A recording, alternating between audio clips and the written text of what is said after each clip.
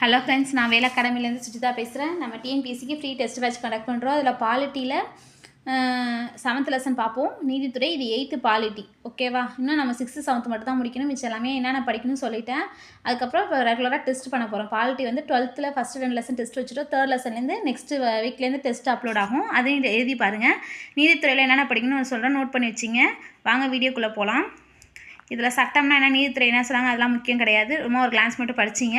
ஸ்மிருதி இலக்கியங்கள்னு சொல்லியிருக்காங்க, இதை நோட் பண்ணி வச்சிங்க. ஸ்மிருதி இலக்கியங்கள் அப்படிங்கிறது வந்து பண்டைய இந்தியாவின் ஸ்மிருதி இலக்கியங்களாக சொல்லப்படுவே மனுஸ்மிருதி, நாரத ஸ்மிருதி, எஞ்சவல்கிய ஸ்மிருதி போன்றவை ஆகும். இதை நோட் பண்ணி வச்சிங்க. எப்படி பழைய காலத்தில் வந்து நீதித்துறை இருந்துச்சு, பண்டைய கால நீதித்துறை இருந்துச்சு. அப்போ அரசர் தான் நீதி வழங்குவாங்க. அதுக்கப்புறம் இடைக்காலத்தில், அதாவது முகலாயர்கள் காலத்தில் எப்படி இருந்துச்சுன்னு கொடுத்துருக்காங்க. இதெல்லாம் என்னென்ன சட்டம் மட்டும் நோட் பண்ணி வச்சிங்க. இங்கே பாருங்கள், துக்ளக் ஆட்சி காலத்தில் உரிமைய நடைமுறை சட்டங்கள் தொகுக்கப்பட்டதை காண முடிகிறது. இது ஃபைகா-இ ஃபெரோஸ் ஷாகி என அழைக்கப்பட்டது. அந்த சட்டங்கள் என்ன சொன்னாங்க, ஃபைகா-இ ஃபெரோஸ் ஷாகி. இதை நோட் பண்ணி வச்சிங்க. இச்சட்டம் பல்வேறு விவகாரங்களில் சட்டம் மற்றும் நடைமுறை விவரங்களை வழங்கியது. இது அரபு மொழியில் எழுதப்பட்ட பின்னர் பாரசீக மொழியில் மொழிபெயர்க்கப்பட்டது. அவுரங்கசீப் காலத்தில் 1670ஆம் ஆண்டு பட்வா-இ ஆலம்கீர் என்ற சட்ட தொகுப்பின்படி மாற்றி அமைக்கப்பட்டது சொன்னாங்க. நெக்ஸ்ட் வந்து நவீன இந்தியாவில் நீதித்துறை எப்படி இருக்குது அப்படின்னு சொன்னாங்க. 1773 ஒழுங்குமுறை சட்டத்துக்கு அப்புறம் வந்து கல்கத்தாவில் ஃபஸ்ட்டு ஒரு உச்சநீதிமன்றம் பண்ணியிருப்பாங்க. அது வந்து முதல் தலைமை நீதிபதியாக யார் இருப்பாங்கன்னா எலிஜா இம்பே இருப்பாங்க. ஓகேவா? யார் இருப்பாங்க? எலிஜா இம்பே இருப்பாங்க. இது நமக்கு எல்லாமே நல்லா தெரியும். அதுக்கப்புறம் வந்து 1801 1824 மதராஸ் மற்றும் பம்பாயில் வந்து உச்சநீதிமன்றங்கள் நிறுவப்பட்டது. 1862ஆம் ஆண்டு அது வந்து உயர்நீதிமன்றமாக மாட்டுச்சு. ஓகேவா? சிவில் வழக்குகளை தீர்ப்பதற்கு என்ன நீதிமன்றம் இருந்துச்சு, சிவில் குற்றவியல் வழக்குகளை தீர்ப்பதற்கு என்ன நீதிமன்றம் இருந்துச்சுன்னு சொல்லி இதில் போட்டிருக்காங்க. இது அப்படியே ஒரு கிளான்ஸ் மட்டும் படிச்சிங்க. இதில் இருக்கிறது வந்து இங்கே பாருங்கள், குடிமையியல் மேல்முறையீட்டு நீதிமன்றத்தை சர் திவானி அலாதத் சொல்லுவாங்க. ஓகேவா? இது வந்து கேட்கறதுக்கு வாய்ப்பு இருக்குது. சர் திவானி அலாத், அதுமாரி சர் நிசாம் அலாத். ஓகேவா? இது அப்படியே நோட் பண்ணி வச்சுங்க, ரொம்ப முக்கியம். மேல்முறையீட்டு நீதிமன்றங்களாக என்னென்ன இருந்துச்சுன்னு பாருங்கள். மாகாண மேல்முறையீட்டு நீதிமன்றங்களா, கல்கத்தா, டாக்கா, முர்ஷிதாபாத், பாட்னா வந்து மேல்முறையீட்டு நீதிமன்றங்களாக இருந்துச்சு. இதை நோட் பண்ணி வச்சிங்க. நெக்ஸ்ட்டு கல்கத்தா உயர்நீதிமன்றம் நாட்டின் மிக பழமையான உயர்நீதிமன்றமாகும். இது 1862ஆம் ஆண்டு நிறுவப்பட்டது. அதே சமயம் அலகாபாத் உயர்நீதிமன்றம் நாட்டின் மிகப்பெரிய நீதிமன்றமாகும் அப்படின்னு சொல்லியிருக்காங்க. பழமையானது கல்கத்தா, மிகப்பெரியது வந்து அலகாபாத். நோட் பண்ணி வச்சிங்க. அதுக்கப்புறம் சர் திவானி அலாத் எல்லாம் இப்போ இது பண்ணாங்கிறாங்க. எல்லாமே இதில் முக்கியம், அது எல்லாத்தையுமே நோட் பண்ணி வச்சிங்க. 1949ஆம் ஆண்டு பிறவி கவுன்சில் நீதி வரையறை ஒழிப்பு சட்டத்தின் மூலம் பிறவி கவுன்சில் நீதித்துறை நீக்கப்பட்டு இந்திய உச்சநீதிமன்றம் 1950 ஜனவரி 28ஆம் நாள் தொடங்கப்பட்டது. இது ரொம்ப முக்கியம். ஓகேவா? நம்ம நீதித்துறையை பற்றி எந்தெந்த சட்டப்பிரிவில் கொடுத்துருக்காங்க பாருங்கள். இப்போ கொடுத்துருக்காங்களா, 124 147 வரையும் கொடுத்துருக்காங்க உச்சநீதிமன்றத்தை பற்றி. உச்சநீதிமன்றம் உயர்நீதிமன்றத்தோட என்னென்ன வேலை செய்கிறாங்கன்னு போட்டாங்க. மாவட்ட நீதிமன்றங்கள், நீதிமன்றங்கள், இது எல்லாத்தையும் ஒரு கிளான்ஸ் படிச்சிங்க. ஓகேவா? இது எல்லாத்துக்குமே ஹெட் வந்து உச்சநீதிமன்றம் தான். ஓகேவா? மாவட்ட நீதிமன்றங்களாக ஹெட் வந்து உயர்நீதிமன்றம், அதுமாரி வரும்.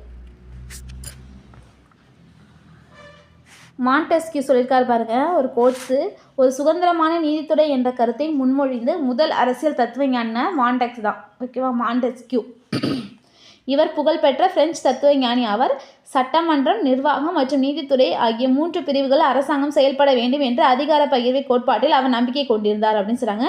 நெக்ஸ்ட்டு மாவட்ட நீதிமன்றம், அமர்வு நீதிமன்றம், பஞ்சாயத்து நீதிமன்றம், வருவாய் நீதிமன்றம்லாம் சொல்லியிருக்காங்க. இதெல்லாம் ஒரு கிளான்ஸ் என்னென்ன நீதிமன்றம் பார்த்துங்க.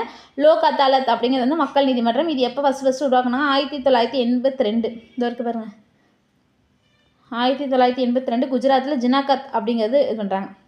இதோட மீனிங் என்னென்னா, இது மக்கள் முன்னிலையில் மக்கள் பேசும் மொழியிலே பிரச்சனை விசாரிக்க தீர்வு காண்கிறது. இது ஓய்வு பெற்ற நீதிபதி, ஒரு சமூக பணியாளர், ஒரு வழக்கறிஞர் ஆகிய 3 நபர்களை கொண்ட அமர்வு.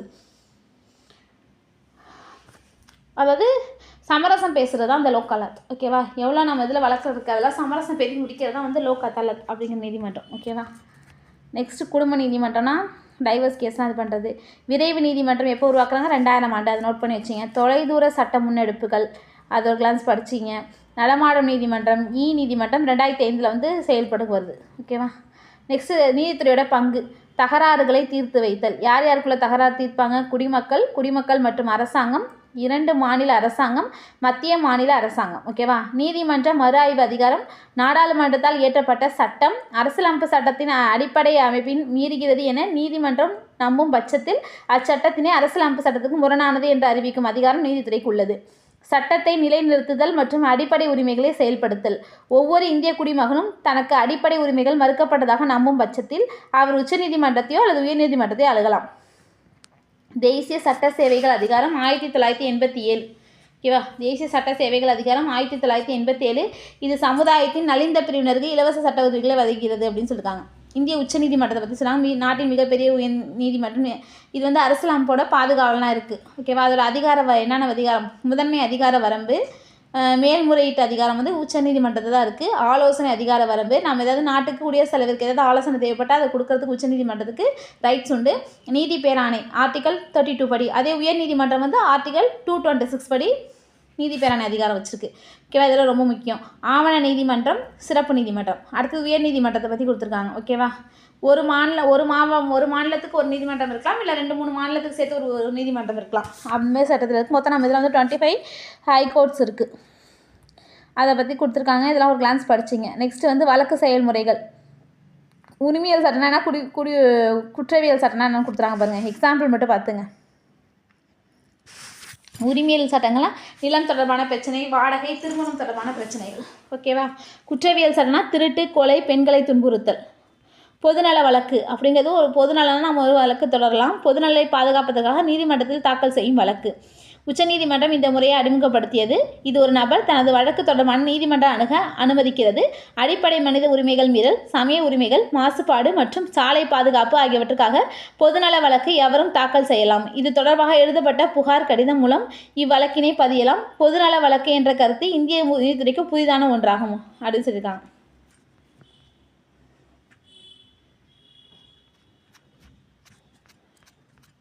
அவ்வளோதான் ஃப்ரெண்ட்ஸ். நீதித்துறை முடிஞ்சிச்சு. நம்ம நெக்ஸ்ட்டு 7th உள்ள பாலிட்டி பார்ப்போம். ஓகேவா? தேங்க்யூ.